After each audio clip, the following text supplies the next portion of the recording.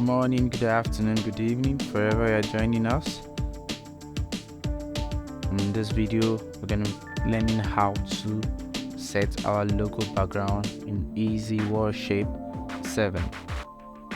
And so, very fast, we're going to be doing this in 1 minute. So click on your media and go to images. If your logo is a video, you go to video. But mine is image, so I'm going to just look for it. Okay, where is my logo? So let's just scroll down.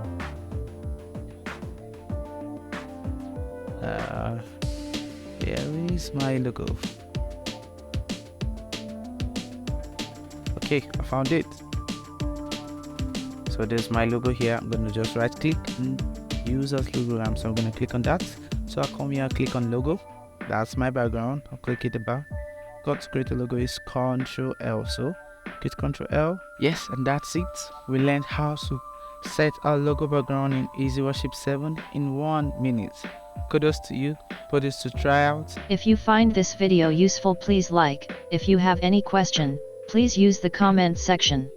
And please consider subscribing to our channel. Thank you.